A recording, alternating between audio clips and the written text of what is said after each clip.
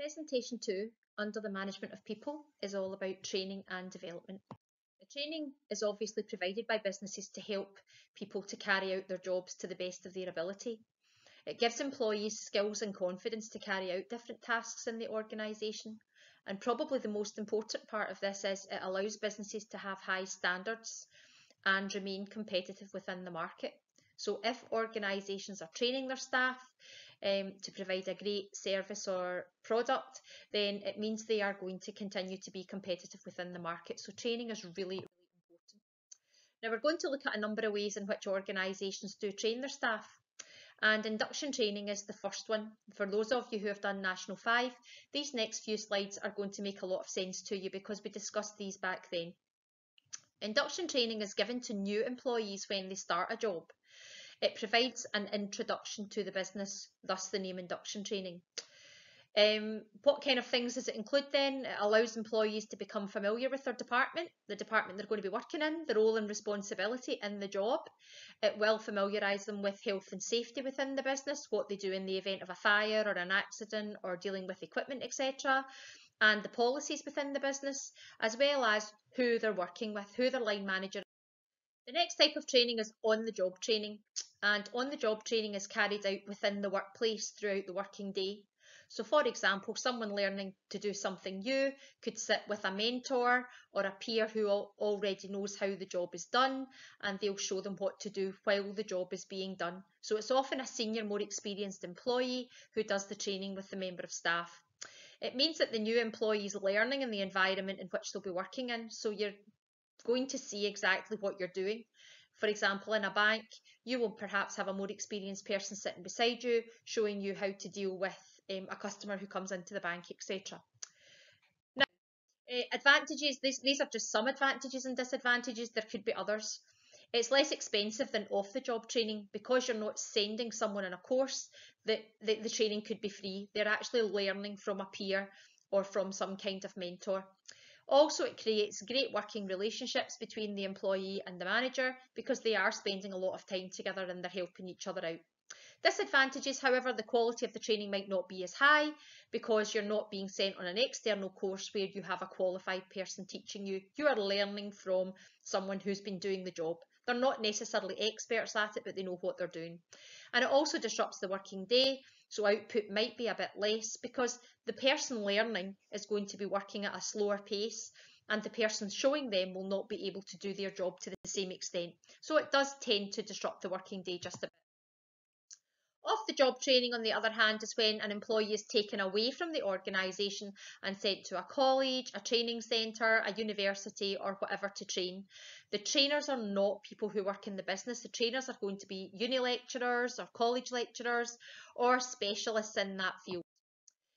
Some more advantages then of off-the-job training, and disadvantages as well. Qualifications can be gained. If you're going to a uni or a college, then you can learn while you're there and actually get, for example, an HND or a degree or whatever while you're there. We'll talk a bit more about these later. The training is provided by experienced and specialised trainers, so it will be a high standard of training that you're going to get. However, it's expensive to send staff in training courses. You're paying a lot of money for them because you're getting the advantage of specialised trainers. And remember, no work is being done in the business while that person is away being trained, so work is going to build up, or output and productivity are going to be less. CPD is something that all organisations should be thinking about for their staff. Staff should be looking at training their employees all the time. Employees should be learning all the time. Training is not a one-off occurrence, as it says in the first sentence here. It's vital to continuously update the qualifications and skills of your workforce. Things are changing in the organisation all the time, so it's really important that staff are updated regularly on these changes so that they can cope with anything that's put their way.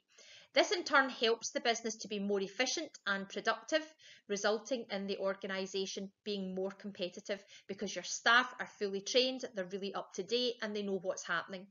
A record of training is kept for employees to evaluate and build on. You will normally have a CPD record, continuing professional development record, where you will note down all the training that you've received, all the different training courses you've been on, ways in which you've maybe trained yourself, read books, read journals, etc. And what it does is it prepares you for promotion, or it prepares you for moving to another company for a new job. So we call that continuous or continuing professional development. Employees and organisations can also develop themselves professionally through training schemes. And training schemes provide an opportunity for employees to gain core experience and skills with an employer starting from the bottom up. So for example, you leaving school and going to some kind of training course, for example, an apprenticeship or whatever, you're learning and working your way up.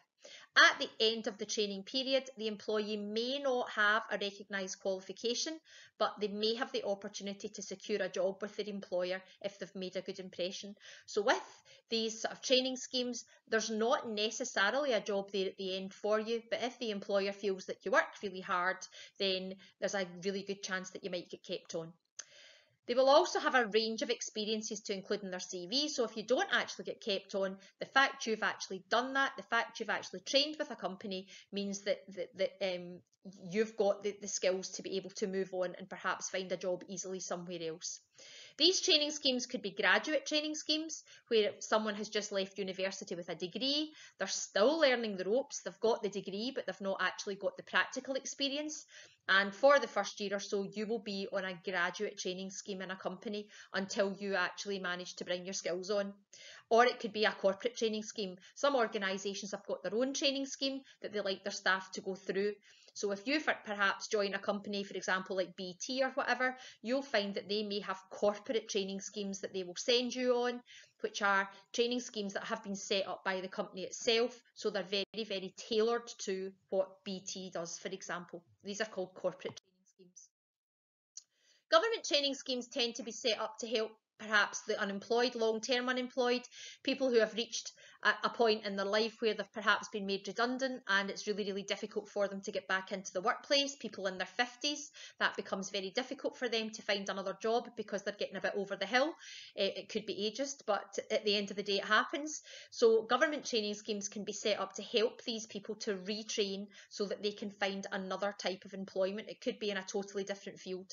So the government offers a range of training programmes for employees who are between jobs. Funding can be offered to finance the cost of the training, particularly if they've been unemployed for a while. So it may be that companies are paid to take these people on so that they can actually get some kind of skills. They can offer training schemes to young people leaving school where they can earn and learn at the same time, and these are called modern apprenticeships. Modern apprenticeships are a big thing nowadays where the government will actually pay organisations to take young people who are school leavers perhaps on and train them up in a particular job, whether it's in an admin job, whether it's in a business job, whether it's accounting, whether it's plumbing, electrician, whatever. And what will happen is the organisation will be paid an amount of money by the government to take these people on and give them some kind of training. Once again, no guaranteed job at the end, but hopefully they may have a space. Work-based qualifications. Work-based learning enables employees to study towards a qualification while still earning a salary, which is advantageous to individuals for whom the cost of attending uni full-time is a barrier. Now in Scotland, the cost of attending uni is free. However, you've got to keep yourself, you've got to live. And for some people, that's the stumbling block, that's the obstacle for them. So they may not be able to leave school and go to uni because their parents may not be able to afford to keep them, or they may not be able to afford to keep themselves. So a way in which this can be combated is by employees being taken on by a company, earning a salary, but learning at the same time. They can study towards a qualification at the same time. So you can be taken on and perhaps do your degree in surveying or do your degree in engineering, and at the same time you're being paid some kind of salary while you do that, and there's a very good chance that the company will pay your university fees, etc., but you're still earning as well. Courses are delivered in conjunction with a uni, a college, or another training provider, and they extend the workplace knowledge, skills, and ability of employees. So you're learning things in the workplace which will be reinforced when you go to the uni or other training centre. Courses under this category could be charterships for accountants, engineers, surveyors, etc.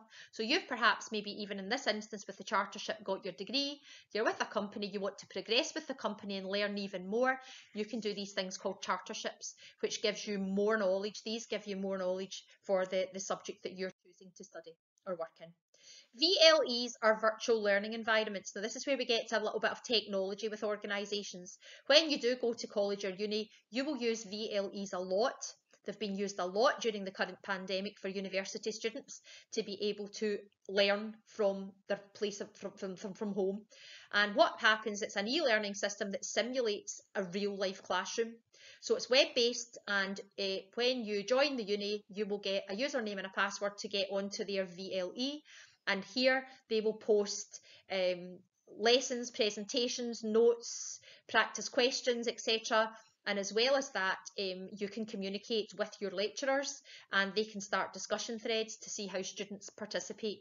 Resources such as notes, as I've already said, homework and assessments can be uploaded to the VLE and learners can access them at a time that's suitable for them. So you just log into the system and you'll get access to these notes, etc. Lectures can be recorded and uploaded, as well as other support materials such as PowerPoint and video clips. So you can see from this slide how these have been invaluable to students over the piece. It's kind of similar to Microsoft Teams when we can do the same thing with you there. And these are virtual learning environments. Other ways in which you can use ICT to train staff, there are lots of them and you'll be able to see from this, and the advantages are here. Visuals from presentation software provide reinforcement to verbal information from a trainer or a speaker, and it holds the attention of the trainees longer. If students or trainees have got something to focus on, then it means that they might be able to take the information in better than someone just standing talking to them all the time. Staff in remote locations can be involved in training events using web conferencing, reducing the need to travel. So nowadays we're using things like Skype and Zoom, etc., Microsoft Teams to keep in touch with staff who are perhaps in remote locations and may find it more difficult to get to a training event. Live link meetings, online tutorials can be set up between the trainer and the trainee, so support is immediately available. So once again, using these facilities make it easy for you to do that, as well as the VLE. And staff being trained can access centrally stored shared files from any geographical location. So the files will be uploaded, the files will be easily grabbed by the staff so that they can actually access these. It's like us being able to access the school server from home, which we can do, and you're still able to do your job, you're able to be trained or whatever, no matter where you are because of that. However, the main things with using ICT to train staff, as you can imagine, are the costs involved. They are expensive. It's expensive to buy the initial equipment and provide all your staff with this ICT. So a lot of companies just now, for staff who are working from home, have had to actually buy them extra screens, laptops, maybe mobiles, etc., to allow them to do their job from home, and that's expensive. And of course, you've got the technical issues. If any of you have been using Zoom, etc., over the coronavirus pandemic, you'll find that sometimes technical issues can hinder people getting on. They may lose contact, they may slip off the Zoom conference or whatever for a while, and these things can be quite frustrating. This next slide just asks you to research the different training schemes offered by the government and making notes on how these schemes, what they involve, who they target. We've had a chat about this earlier on when we talked about them targeting people such as school leavers and people maybe in their 50s who are getting towards the end of their working life who've found themselves redundant or been in a job that's now been made redundant. So as I say, this is quite an important, quite a good task to look at to see what the government are doing for these groups of people. We're now going to go on and look at the staff appraisals, and we're going to look here at what staff appraisals are and the advantages and disadvantages of using these. And staff appraisals, as we've already said, these are a way in which employers can motivate employees to work a bit harder by giving them that encouragement. So the process allows the employee to reflect on how well they're performing, what areas are going well, what areas they perhaps need improving, developing, and what action or support is required for their performance to improve. So this next slide then talks about the kind of process. The employee meets with his or her line manager to discuss these points that we mentioned in the previous slide. Both parties will prepare for the meeting and discuss how the employee has performed throughout the year.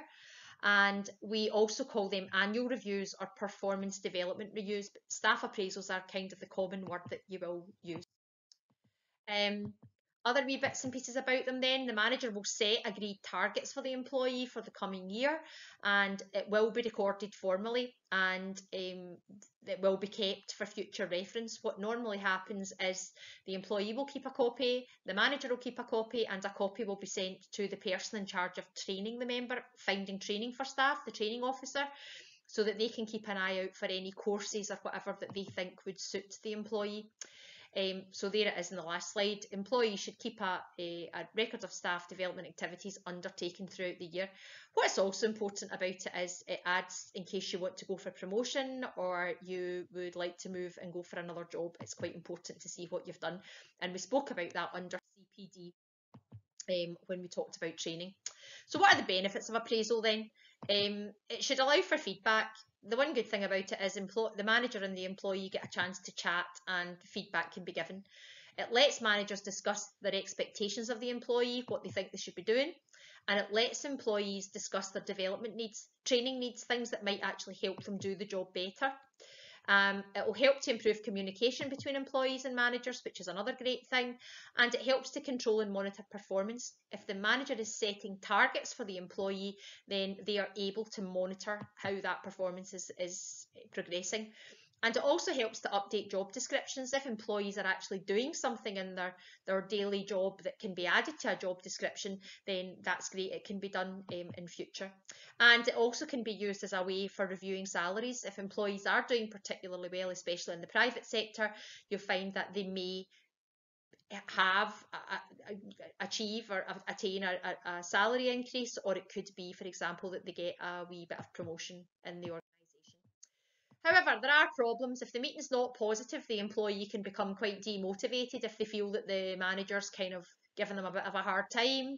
They shouldn't really do that, but if they feel a bit negative, then it's going to make them feel demotivated. They can be time consuming and costly. They can actually cost the organisation money because output's not taking place, the job's not getting done while these are taking place, and they can take quite a long time if a manager is in a flatter structure and has a larger number of employees to get through to appraise. If too many development needs are identified, it could lead to stress in the employee, so they've got to be careful that there's a balance of development needs that the employee can undertake. And the development needs should be fulfilled by the organisation. In other words, finding training for them, which can be costly, as we spoke about when we spoke about training earlier on. And some employees may look upon them as bosses checking up on them, which doesn't always go down very well. So these can be. There are other ways in which employees can be appraised, and one of these are informal appraisals, and that might be where there's not really paperwork, a casual chat just happens over a coffee or whatever, where employees and the employer or the manager and the employee can have a chat about how they're doing, and these are quite informal. Peer appraisal is where you are being appraised by people you work alongside, someone at the same level as you in the organisation, which seems a bit strange and could be a bit daunting if you know that you don't get on particularly well with the person that you're working alongside. You just wonder what kind of appraisal you might end up with. And there's the 360-degree appraisal, which clearly suggests that we're in a circle here, and it's everybody that the organisation, the employee in the organisation comes in contact with, could be asked about the employee's performance, whether it's customers, whether it's suppliers, whether it's colleagues, whether it's managers, whatever. And the 360-degree appraisal is very thorough because they will ask a number of people that you come into contact with how they feel that you are actually getting on in the organisation. This last slide here is just a video link on appraisals. It does go on for a wee bit, but it is actually quite useful to see what this chap's got to say about appraisals. Thank you very much.